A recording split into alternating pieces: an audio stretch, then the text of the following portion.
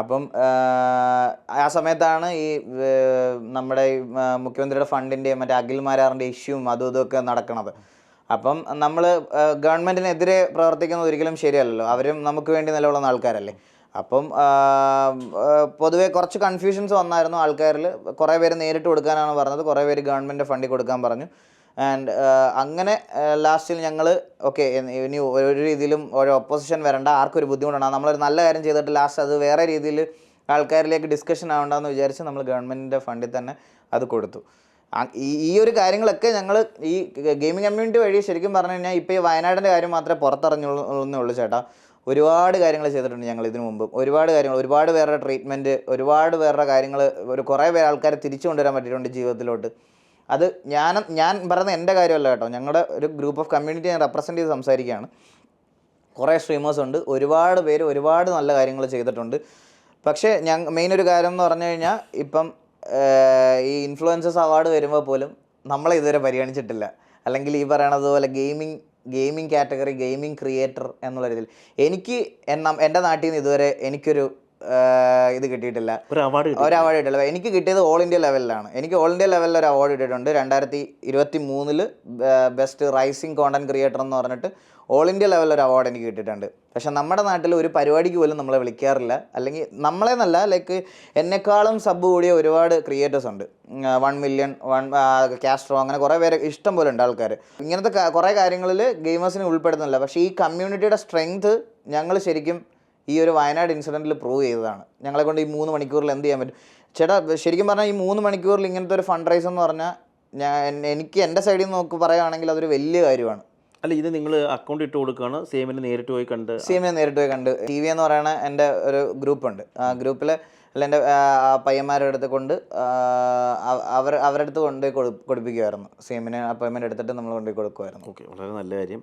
നിങ്ങൾ ഈ ഇപ്പോൾ നേരത്തെ പറഞ്ഞ ഒരു കമ്മ്യൂണിറ്റിയുടെ കാര്യം, അത് നിങ്ങൾ ഒറ്റയ്ക്കാണോ ഇത് ചെയ്യുന്നത്, അല്ലെങ്കിൽ നിങ്ങളെ നിയന്ത്രിക്കാൻ ഒരു കമ്മ്യൂണിറ്റിയോ നിങ്ങളെ ഒരു ആളുകളെ സംഘമായി വെച്ചിട്ട് ഇത് ചെയ്യിക്കുന്ന ഒരു കമ്പനി അങ്ങനെ എന്തെങ്കിലും ഉണ്ടോ? ഫസ്റ്റ് ഓഫ് ഓൾ അത് ചോയ്സാണ്, ഒരു മാൻഡേറ്ററി കാര്യമല്ല.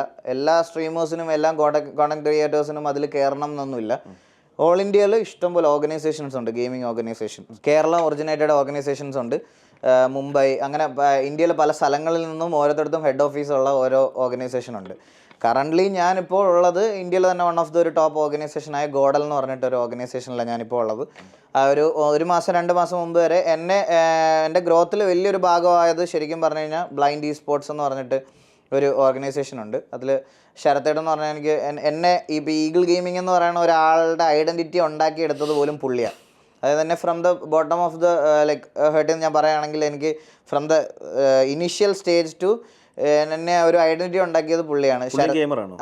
ഗെയിം കളിക്കാറുണ്ട്, ആളിപ്പോൾ ദുബായിലുണ്ട്.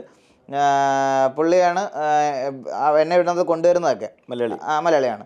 അപ്പോൾ പുള്ളി എനിക്ക് കുറേ സഹായങ്ങളൊക്കെ ചെയ്ത് PCയും അങ്ങനത്തെ കുറച്ച് കാര്യങ്ങളൊക്കെ വാങ്ങി തന്ന് ഈ ഗെയിമിങ്ങിലേക്ക് കൊണ്ടുവരുന്ന പുള്ളിയാണ്. ഞാൻ മൊബൈൽ ഗെയിംസ് വഴി BGMI ഒക്കെ ആദ്യം സ്ട്രീം ചെയ്ത് കഴിഞ്ഞിട്ട് ബാൻ ആയിരുന്നു ഗെയിം.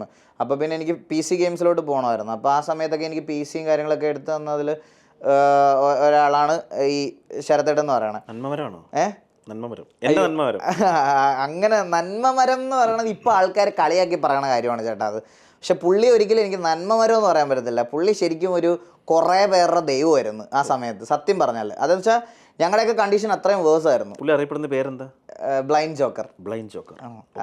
ബ്ലൈൻഡ് ഇ സ്പോർട്സ് എന്നായിരുന്നു ആ ഇ സ്പോർട്സിൻ്റെ പേര്. ഇവർ കുറച്ച് എക്സ്പാൻഡ് ഒക്കെ ചെയ്ത് വേറെ കുറേ ആൾക്കാരൊക്കെ അതിൽ വന്ന്, അപ്പോൾ അവരുമായിട്ടുള്ള കുറച്ച് ടേംസ് ആൻഡ് കണ്ടീഷൻസിൽ നമുക്ക് കുറച്ച് ബുദ്ധിമുട്ടുണ്ടായിരുന്നത് കൊണ്ട് നമ്മൾ അതിൽ നിന്ന് ഇറങ്ങിയതിന് ശേഷമാണ് ഞാനിപ്പം ഈ ഗോഡൽ എന്ന് പറയുന്ന ഇതിൽ ചേർന്നത്. ഏത് രാജ്യമായിട്ട് ബന്ധപ്പെട്ടിട്ടുണ്ട്? ഇന്ത്യ തന്നെ ഉള്ളതാണോ? ഏത് ചേർന്ന കമ്മ്യൂണിറ്റി?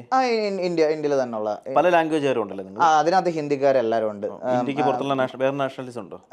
അതിനകത്ത് ഇന്ത്യക്കാരാണ് ഫുള്ള്. പക്ഷേ ഇന്ത്യക്കകത്തുള്ള ആൾക്കാർ തന്നെ ഹിന്ദി ക്രിയേറ്റേഴ്സ്, തമിഴ് ക്രിയേറ്റേഴ്സ്, തെലുഗു, മലയാളം എല്ലാം ഉണ്ട്. ഇങ്ങനെ ഇപ്പം ഞാനിപ്പോൾ പറഞ്ഞല്ലോ, ഇപ്പം നമുക്ക് ഈ വന്നേക്കുന്ന ഈ ഇവിടെ റേസ് ആയിരിക്കുന്ന മോസ്റ്റ് ഓഫ് ദ ക്രിയേറ്റേഴ്സിനെല്ലാം കുറേ ഹെൽപ്പിംഗ് ഹാൻഡ്സ് ഉണ്ടാവും. ഗെയിമിങ്ങിൻ്റെ അല്ലെങ്കിൽ ഓപ്പർച്യൂണിറ്റി എന്താ, അല്ലെങ്കിൽ ഇവർക്കൊരു പുഷ് കൊടുത്താൽ നാളെ എന്താവും ഇവരൊക്കെ, അല്ലെങ്കിൽ ഇവർക്ക് എങ്ങനെ ഇതായി പോകാൻ പറ്റുമെന്ന്. കാരണം അവരൊക്കെ അത്രയും ഇതായിട്ട് തിങ്ക് ചെയ്ത് ഓരോ സജഷൻസും പറഞ്ഞ് ഓരോരോ കാര്യങ്ങൾ പറഞ്ഞാണ് ഇപ്പം ഉള്ള മോസ്റ്റ് ഓഫ് ദ കുറേ ക്രിയേറ്റേഴ്സിൻ്റെ ബേസ് ഒക്കെ അവിടെ നിന്നാണ്. ഇനി ഗെയിമിൻ്റെ ഒരു ഫ്യൂച്ചർ എന്താണ്?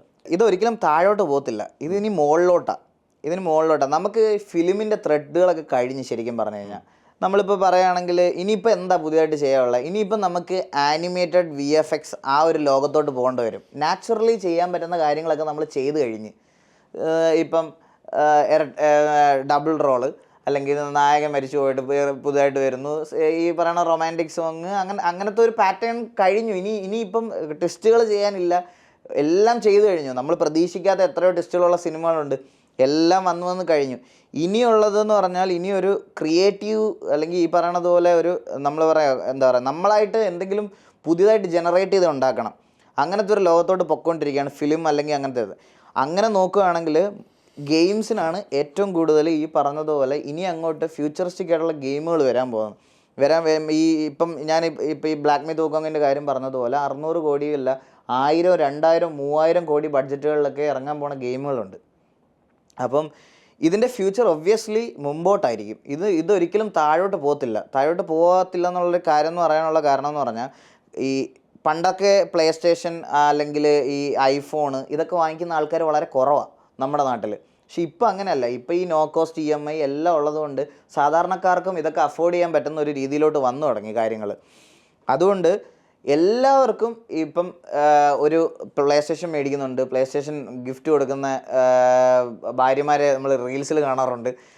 ഇതിപ്പം ഭയങ്കര കോമൺ ആയി. ഈ ഗെയിമിംഗ് എന്ന് പറയുന്ന ഒരു സാധനം കുറേ പേരിലേക്ക് വന്നു തുടങ്ങി. അംബാനിയുടെ ഒരു ബിസിനസ് ട്രിക്സൊക്കെ നമുക്ക് പലപ്പോഴും കണ്ടിട്ടുള്ളതാണ്. പുള്ളി പൈസ പോകുന്നിടത്ത് കയറി കളിക്കത്തില്ല, പുള്ളിക്ക് നല്ല വശമുണ്ട്. പുള്ളി ഇതായപ്പോൾ ജിയോ ഗെയിമിംഗ് എന്ന് പറഞ്ഞ് ഇന്ത്യയിൽ പുതിയതായിട്ടൊരു പ്ലാറ്റ്ഫോം കൊണ്ടുവരികയാണ്, സ്ട്രീമിംഗ് പ്ലാറ്റ്ഫോം. ആൻഡ് നമുക്കതിൽ ഓൾറെഡി ഇൻവിറ്റേഷൻ വന്നിട്ടുണ്ട്. നമ്മുടെ ഗ്രൂപ്പ് ഈ TV-യിലെ പയ്യന്മാർക്കെല്ലാം നമുക്ക് ഓൾറെഡി അതിനകത്ത് ഇൻവിറ്റേഷൻ വന്നിട്ടുണ്ട് ജിയോ ഗെയിമിങ്ങിൽ. അപ്പോൾ അവർ വരെ ഇതിനകത്ത് ഇൻവെസ്റ്റ് ചെയ്യാൻ, നമ്മുടെ ഇന്ത്യയിൽ തന്നെ one of the top corporate ഒരാളാണ് അംബാനി. അപ്പോൾ ഈ അംബാനി ഗ്രൂപ്പ്സ് വരെ ഈ ഒരു ഗെയിമിങ്ങിൽ ഇൻവെസ്റ്റ് ചെയ്യുന്നുണ്ടെങ്കിൽ അവർക്കറിയാം ഇതിൻ്റെ വാല്യൂ എന്താണ്, ഇതിൻ്റെ ഫ്യൂച്ചർ എന്താണ്, ഇതിൻ്റെ മുമ്പോട്ടുള്ള കാര്യങ്ങൾ എന്താണെന്ന് അവർക്ക് ഉറപ്പായിട്ടും അറിയാം. അതുകൊണ്ട് എൻ്റെ ഒരു അഭിപ്രായം പറയുകയാണെങ്കിൽ ഞാൻ പറഞ്ഞല്ലോ ചേട്ടാ, ഫ്രം ഒരു ഇമാജിനറി ക്യാരക്ടർ അല്ലെങ്കിൽ ഒരു ഗെയിം നമ്മുടെ മനസ്സിൽ ഐഡിയ തോന്നുന്നിടം തൊട്ട് ആ ഗെയിം മാർക്കറ്റിൽ വന്ന് അത് കളിച്ച് പ്രസൻറ്റ് ചെയ്യുന്നിടം വരെ പൈസ ഉണ്ടാക്കുന്ന ഓപ്ഷൻസ് മാത്രമേ ഉള്ളതിൽ. ക്യാരക്ടർ സ്കെച്ച് ആയിക്കോട്ടെ, ഡിസൈനർ ആയിക്കോട്ടെ, ഗെയിം കളിക്കുന്നവരായിക്കോട്ടെ, ബേറ്റ ടെസ്റ്റർ ആയിക്കോട്ടെ, ഫൈനൽ സ്ട്രീമർ ആയിക്കോട്ടെ, കണ്ടുകൊണ്ടിരിക്കുന്ന ഓഡിയൻസ് ആയിക്കോട്ടെ, ഇവർക്കെല്ലാവർക്കും ഈ ഓഡിയൻസിന് ഏൺ ചെയ്യാമെന്നല്ല ഞാൻ പറയണത്, ഇതിനെപ്പറ്റിയുള്ള ഇൻഫർമേഷൻ എല്ലാം ഓഡിയൻസ് കിട്ടുകയും ചെയ്യും. ആ സ്ട്രീമർ വരെ പൈസ ഉണ്ടാക്കുന്ന ഒരു ഇതാണ്. അത് കഴിഞ്ഞിട്ട് ആണ് നമുക്ക് മുമ്പോട്ട് ഉള്ള കാര്യം. ഇത് കണ്ടുകൊണ്ടിരിക്കുന്ന ആൾക്കാർക്ക് നാളെ വേണമെങ്കിൽ ഇത് കണ്ട് ഓക്കെ എങ്ങനെ പ്രസൻറ്റ് ചെയ്യാം എന്നുള്ള രീതിയിലൊക്കെ നാളെ അവർക്കും ആ രീതിയിൽ പോയി അവർക്കും ഇതുണ്ടാക്കാം. ഈ പറയുന്ന ഗെയിം ഐഡിയ തുടങ്ങുന്ന ആളെ ടു ഇത് പ്രസൻറ്റ് ചെയ്യുന്ന സ്ട്രീമർ വരെ പൈസ ഉണ്ടാക്കാനുള്ള ഓപ്പർച്യൂണിറ്റി ഇഷ്ടം പോലെ ഉണ്ട്. ഈ ഗെയിമിങ്ങിൻ്റെ സാധ്യത വിർച്വൽ റിയാലിറ്റിയിലേക്ക് കടന്നു കയറുമ്പം എങ്ങനെയാണ് ഗെയിമിംഗ് ലോകത്ത് അതിന് മാറ്റങ്ങൾ ഉണ്ടാകുന്നത്? വിർച്വൽ റിയാലിറ്റി എന്ന് പറഞ്ഞാൽ VR എന്ന് പറയണത് തന്നെ ഒരു ഗെയിമിങ്ങിൻ്റെ ഒരു അടുത്തൊരു ജനറേഷൻ ഫേസ് ആണത്. ഇപ്പം ഇത്രയും നാൾ നമ്മൾ നോർമലി ഇപ്പം പല ഗെയിംസുകളും നമ്മളതായിട്ടുള്ള രീതിയിൽ കളിച്ച് എക്സ്പീരിയൻസ് ചെയ്തിട്ടുണ്ട്. പക്ഷെ അത് കൂടാതെ ഒരു നെക്സ്റ്റ് ലെവൽ ഗെയിമിംഗ് എക്സ്പീരിയൻസ് എന്ന് പറയുന്നത് VR ആണ്. ഒബ്വിയസ്ലി അത് VR പല രീതിയിൽ നമുക്കുണ്ട്. ഇപ്പം ഗെയിമേഴ്സിൽ മെയിനായിട്ട് എല്ലാവരും പറഞ്ഞുകൊണ്ടിരിക്കുന്ന ഒരു കാര്യം, ഒന്ന് ദേഹം അനങ്ങാതെ ഒരിടത്തിരുന്ന് മറ്റേ കമ്പ്യൂട്ടറിൻ്റെ മുമ്പിലിരുന്ന് ഗെയിം കളിക്കുക, അങ്ങനത്തെ ഒരു കാര്യമുണ്ട്. ഈ സെയിം സൈഡിൽ VR ഗെയിംസ് ഉണ്ടാക്കിയ ഇമ്പാക്റ്റ് വേറെയാണ്. നമുക്ക് VR ഗെയിംസ് ഇപ്പം മറ്റേ നടന്നുകൊണ്ടും ഓടിക്കൊണ്ടും ഈ കണ്ണിൽ നമ്മളിത് വെച്ചിട്ട് കഴിഞ്ഞാൽ നമ്മുടെ റൂമിൽ തന്നെ ആയിരിക്കും, പക്ഷേ നമ്മൾ വേറൊരു വിർച്വൽ റിയാലിറ്റി വേൾഡിലാണ്. പക്ഷെ അവിടെ നമുക്ക് ഓടാനും ചാടാനും മറ്റേ ബോഡി അനങ്ങി ഗെയിം കളിക്കാൻ പറ്റുന്ന ഗെയിംസ് വരെ ഇറങ്ങി തുടങ്ങി ഇപ്പം. അപ്പോൾ നമുക്ക് ഇതിനൊരു എക്യുപ്മെൻ്റ് ഉണ്ട്, ഞാൻ അതിൻ്റെ പേര് മറന്നുപോയി. ഈ VR കളിക്കുന്ന ഒരു എക്യുപ്മെൻ്റ് ഉണ്ട്. അത് നമുക്ക് മറ്റേ വീട്ടിലെ ട്രെഡ്മിൽ പോലൊരു സാധനമാണ് അതിൻ്റെ സർഫസ്. അത് നമ്മൾ അതിൻ്റെ മണ്ടയ്ക്ക് കയറി കഴിഞ്ഞാൽ നമ്മൾ ആ ഗ്ലാസ് വെച്ചിട്ട് നമ്മുടെ ദേഹം അതിനകത്ത് പ്ലഗ് ചെയ്ത് കഴിഞ്ഞാൽ നമുക്ക് ആ ട്രെഡ്മില്ലിൽ ഇങ്ങനെ നമ്മൾ മൂവ് ആയിക്കൊണ്ടേയിരിക്കും. നമുക്ക് ഫ്രണ്ടിലോട്ട് പോകണമെങ്കിൽ യഥാർത്ഥത്തിൽ ഫ്രണ്ടിലോട്ട് നടക്കണം, ബാക്കിലോട്ട് പോകാനാണെങ്കിൽ പുറകോട്ട് നടക്കണം. അങ്ങനത്തെ ഗെയിംസിലോട്ട് വരുമ്പം നമ്മുടെ ഫിസിക്കലി നമ്മൾ കുറച്ച് അനങ്ങാനും എടുക്കാനും ഒക്കെ തുടങ്ങും. പിന്നെ ഇതിൻ്റെ അകത്തൊരു ഫൺ ഫാക്ടറോ അല്ലെങ്കിൽ ഒരു എൻ്റർടൈൻമെൻറ്റ് ഫാക്ടർ ഉള്ളതുകൊണ്ട് നമ്മൾ പെട്ടെന്ന് അങ്ങനെ ടയർഡാവുന്ന കാര്യങ്ങളൊന്നും ഇതാകത്തില്ല. അതുപോലെ തന്നെ ക്രിക്കറ്റൊക്കെ ഉണ്ട് VR കളിക്കാൻ പറ്റുന്നത്. നമ്മുടെ ശരീരമൊക്കെ അത്യാവശ്യം അനങ്ങുന്ന രീതിയിലത്തെ ഗെയിമൊക്കെ കളിക്കാൻ പറ്റുന്ന കുറേ സാധനങ്ങളുണ്ട്. അത് ഗെയിമിങ്ങിൻ്റെ അല്ലെങ്കിൽ പുതിയൊരു വശമാണ്. അത് ശരിക്കും ഒരു ബിസിനസ് ഓപ്പർച്യൂണിറ്റിയും കൂടാണ്. നമ്മുടെ നാട്ടിൽ ഇപ്പോൾ ചേട്ടൻ പറഞ്ഞ കാര്യം തന്നെ, സിനിമയിൽ മാത്രമാണോ ഇത് ഉള്ളതെന്ന് സംശയമുള്ള ഒരുപാട് പബ്ലിക്കിലുള്ള ആൾക്കാരുണ്ടാവും, നമ്മുടെ പൊതുസമൂഹത്തിലുള്ള ആൾക്കാരുണ്ടാവാം. അവർക്കിതൊക്കെ എക്സ്പീരിയൻസ് ചെയ്യണമെന്നുണ്ടെങ്കിൽ ഇതൊരു ബിസിനസ് സ്ഥാപനമായിട്ട് നമുക്ക് തുടങ്ങാം. ഇതിനൊന്നും വലിയ ചിലവുകൾ, അത്രയ്ക്ക് വലിയ ചിലവുകളൊന്നും ഇല്ല ചേട്ടാ. ഇപ്പം ഒരു VR ഗ്ലാസ് നമുക്ക് മേടിക്കാനാണെങ്കിൽ ഏകദേശം ഒരു 25,000 രൂപ 30,000 രൂപ തൊട്ട് നല്ല VR ഗ്ലാസ്സുകൾ, അല്ലെങ്കിൽ ഞാൻ പറയണത് കുറച്ച് പ്രൊഫഷണലി ആയിട്ടുള്ള സാധനങ്ങൾ 30,000 40,000 രൂപ റേഞ്ചിൽ വാങ്ങിക്കാൻ പറ്റും. ഇപ്പോൾ ഒരു ബിസിനസ് സ്ഥാപനം തുടങ്ങുകയാണെങ്കിൽ നമ്മൾ അത് വെച്ചിട്ട് ഒരു 30,000 40,000 രൂപ വെച്ചിട്ടൊരു ബിസിനസ് സ്ഥാപനം തുടങ്ങുകയാണ്. അങ്ങനത്തെ ആ സ്ഥാപനത്തിന് വേണ്ടിയിട്ട് ഇൻവെസ്റ്റ് ചെയ്യുകയാണെങ്കിൽ ഈ പൈസ നമുക്ക് അതിൽ നിന്ന് തന്നെ തിരിച്ചുണ്ടാക്കാം. ഇപ്പോൾ ചേട്ടൻ ചോദിച്ച സംശയം മെയിനായിട്ട് കോമൺലി ഉള്ള ആൾക്കാർക്ക് ഇത് യൂസ് ചെയ്യാൻ ഇതിനെപ്പറ്റി അറിയാത്ത ഒരുപാട് ആൾക്കാരുണ്ടാവും. അവർക്ക് ചെറിയ പൈസയ്ക്ക് ഇത് എക്സ്പീരിയൻസ് ചെയ്യാൻ കൊടുക്കാം. അതൊരു വലിയ ബിസിനസ് ഓപ്പർച്യൂണിറ്റിയും കൂടാണ്. നമ്മുടെ നാട്ടിലൊക്കെ ഇങ്ങനത്തെ ഒരു VR അല്ലെങ്കിൽ VR എന്താണ്, VR ഗെയിമിംഗ് എന്താണ്, VR എക്സ്പീരിയൻസ് എന്താണ് എന്ന് നമുക്ക് റെൻ്റ് ഔട്ട് ചെയ്യുന്ന രീതിയിൽ, അതായത് ഒരു മണിക്കൂറിനേക്ക് ഇത്ര, നിങ്ങൾക്കിപ്പോൾ ഒരു മണിക്കൂർ വന്ന് ഈ കഫേ പോലത്തെ സാധനങ്ങളുണ്ടല്ലോ, അതുപോലെ നമുക്ക് അത് നമുക്ക് ചെയ്യാൻ പറ്റുന്ന നല്ലൊരു കാര്യമാണ്. അതിപ്പോൾ ഞാൻ പറയുന്നത് കൊച്ചിയിലുണ്ട്, നമ്മുടേതായിട്ടുള്ള നാട്ടിൽ നമുക്ക് വേണമെങ്കിൽ തുടങ്ങാനുള്ള ബിസിനസ് ഓപ്പർച്യൂണിറ്റീസ് ആണ്. ഈ പറയണത് വെറും ഒരു VR കാര്യം മാത്രമല്ല ഞാൻ പറയണത്, VR തന്നെ പല അഡ്വാൻസ്ഡ് ടൈപ്പ് ഉണ്ട് ചേട്ടാ. അതിൽ ഒരു നമ്മുടെയൊക്കെ നാട്ടിൽ ഞാൻ കണ്ടിട്ടുള്ളത് ലുലുവിലൊക്കെ ആണെങ്കിൽ പോലും ഒരു മീഡിയം ലെവല് മാത്രമേ ഇതുവരെ വന്നിട്ടുള്ളൂ എല്ലായിടത്തും. അതിൻ്റെ അപ്പുറത്തോട്ടൊന്നും പോയിട്ടില്ല. അതിൽ VR തന്നെ ഭയങ്കര അഡ്വാൻസ്ഡ് ആയിട്ടുള്ള കുറേ സംഭവങ്ങളുണ്ട്. അതൊന്നും നമ്മുടെ നാട്ടിലൊന്നും ഇതുവരെ അങ്ങനെ എല്ലായിടത്തൊന്നും വന്നിട്ടില്ല. എനിക്ക് പറയാനുള്ളത് ഇത് എന്താ പറയുക, എല്ലാ ഏരിയയിലും നല്ലൊരു ഓപ്പർച്യൂണിറ്റി കൊടുക്കുന്ന ഒരു ഫീൽഡാണ് ശരിക്കും പറഞ്ഞാൽ ഗെയിമിംഗ് എന്ന് പറയുന്നത്. തീർച്ചയായും തൊഴിലിൻ്റെ പുതിയ മേഖലകളെ കുറിച്ചിട്ടാണ് അതെ ദിനേശ് ഈഗിൾ പറഞ്ഞു തന്നത്. അതെ, ഇനിയും ദുബായിൽ വരുമ്പോൾ നമുക്ക് ഇരിക്കണം. ഉറപ്പായിട്ടും പുതിയ സാധ്യതകൾ പറഞ്ഞു തരണം. ഉറപ്പായിട്ടും.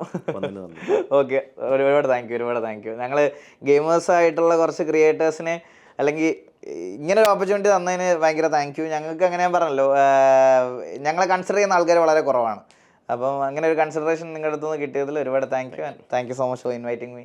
Thank you.